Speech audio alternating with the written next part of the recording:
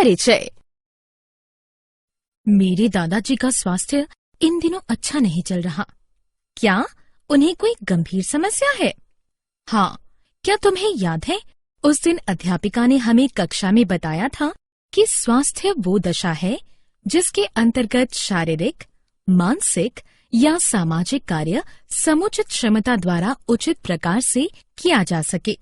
मेरे दादाजी बूढ़े होते जा रहे हैं तथा इसलिए वो शारीरिक रूप से भी कमजोर होते जा रहे हैं। हाँ, मुझे अच्छी तरह से याद है कि अध्यापिका ने हमें ये भी बताया था कि सभी जीवों का स्वास्थ्य उनके पर्यावरण पर निर्भर करता है। पर्यावरण के अंदर भौतिक वातावरण शामिल है। उदाहरण के लिए, एक चक्रवात या बाढ़ आने पर कई मायनों में स्वास्थ्य खतरे में होता है। अंकिता, क्या तुम जानती हो कि यहाँ तक कि सामान्य पर्यावरणीय दशाओं में जब हमारे आसपास नियमित रूप से साफ सफाई या स्वच्छता नहीं रहती, तब अनेकों रोग फैलते हैं। उदाहरण, मलेरिया, डायरिया आदि। हाँ, मैंने कई बार देखा है कि जब सफाई वाला मेरी कॉलोनी में नहीं आता है तो वहाँ कचरे का भारी ढेर लग जाता है तथा पानी भी भर जाता है, जिससे कि कई बैक्टीरिया, कवक, मक्खियाँ तथा मच्छर पैदा होते हैं, जिससे कि विभिन्न प्रकार के खतरनाक रोग उत्पन्न होते हैं। एक और चीज जो कि अच्छे स्वास्थ्य को नियंत्रित करती है वो संतुलित आहार है। ये कारण है कि मेरी मम्मी तथा दादी हमेशा हमें नियमित अच्छा भोजन खाने को कहती हैं। उद्देश्य।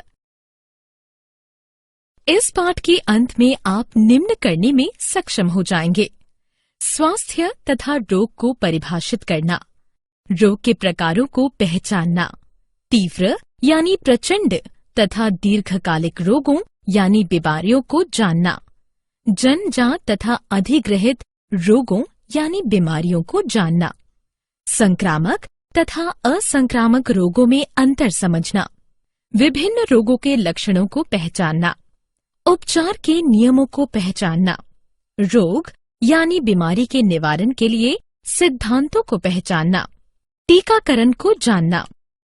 रोग। क्या तुम जानती हो कि जब हम अस्वस्थ होते हैं तो हमें एक या अधिक रोग होते हैं? रोग, ये क्या होता है? मैंने पढ़ा है कि रोगों का सामान्य अर्थ है बाधित आराम।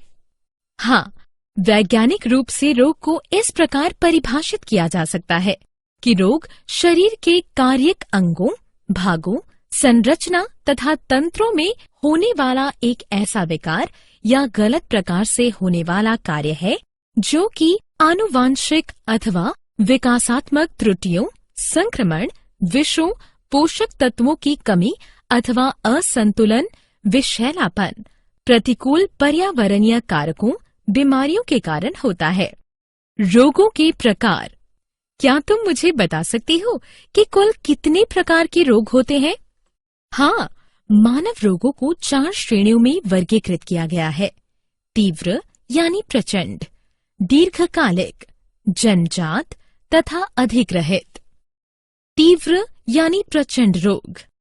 हाँ, मैं जानती हूँ कि तीव्र यानी प्रचंड रोग वे रोग होते हैं जिनका प्रभाव शीघ्र होने लगता है तथा वे शरीर को जल्दी प्रभावित करते हैं। उदाहरण, इन्फ्लुएंजा। दीर्घकालिक रोग।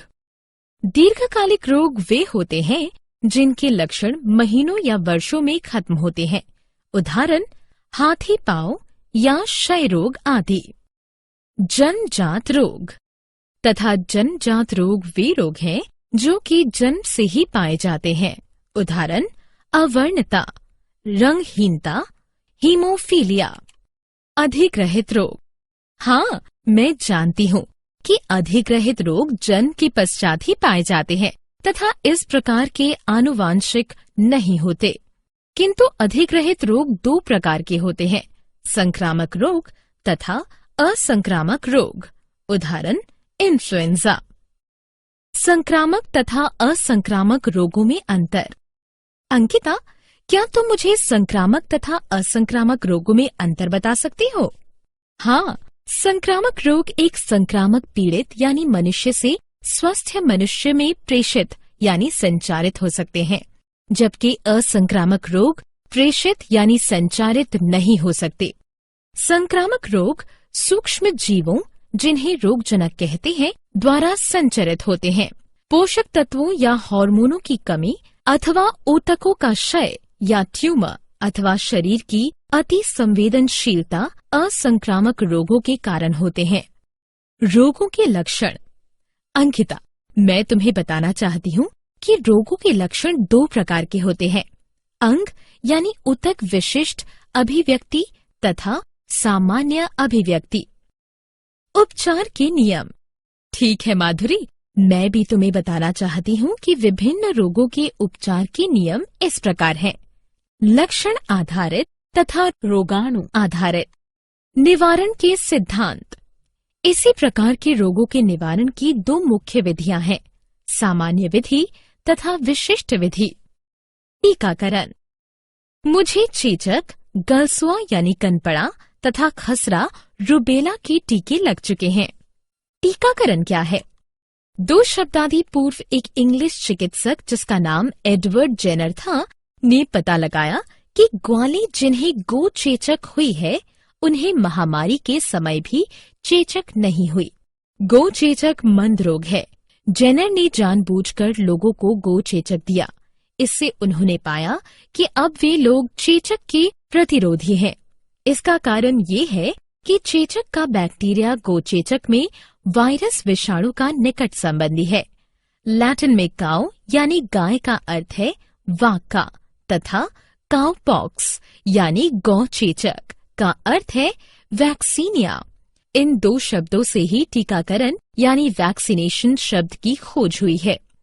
इस प्रकार हम कह सकते हैं कि टीकाकरण एक व्यक्ति के एक रोग की अनुकूली प्रतिरक्षा विकसित करने के लिए प्रतिरक्षा प्रणाली का उत्तेजित करने हेतु प्रतिजनी यानी टीका का प्रशासन है। सारांश। आइए हमने जो कुछ सीखा है उसे संक्षेप में दोहराएं। स्वास्थ्य व्यक्ति की शारीरिक, मानसिक तथा सामाजिक जीवन की एक समग्र समन्वयित अवस्था है। किसी का स्वास्थ्य उसके भौतिक पर्यावरण तथा आर्थिक अवस्था पर निर्भर करता है। रोगों की अवधि के आधार पर इन्हें तीव्र तथा दीर्घकालिक वर्गों में विभाजित किया गया है। आनुवांशिकता अथवा जीवन पर्यंत के दौरान विकसित होने के आधार पर इन्हें जन्मजात तथा अधिग्रहित रोगों में वर्गीकृत किया गया है। रोग के कारक संक्रामक अथवा असंक्रामक हो सकते हैं। संक्रामक कारक जीवों के विभिन्न वर्ग से हो सकते हैं। ये एक कोशिक सूक्ष्म जीव अथवा बहुकोशिक हो सकते हैं। रोग का उपचार उसके कारक रोगाणु के वर्ग के आधार पर किया जाता है। संक्रामक कारक वायु, जल, शारीरिक संपर्क अथवा रोगवाहक द्वारा फैलते हैं। रोगों का निवारण सफल उपचार की अपेक्षा अच्छा है। संक्रामक रोगों का निवारण जन स्वास्थ्य स्वच्छता विधियों द्वारा किया जा सकता है, जिससे संक्रामक कारक कम हो जाते हैं।